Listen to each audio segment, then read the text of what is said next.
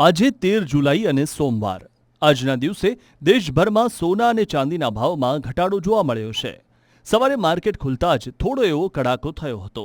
ગત અઠવાડિયાની સરેરાશ વાત કરીએ તો 7 દિવસ દરમિયાન સોનાની કિંમત 4,370 રૂપિયા જેટલી તૂટી હતી અને ચાંદી તો લગભગ 15,000 રૂપિયા જેટલી નીચે આવી હતી.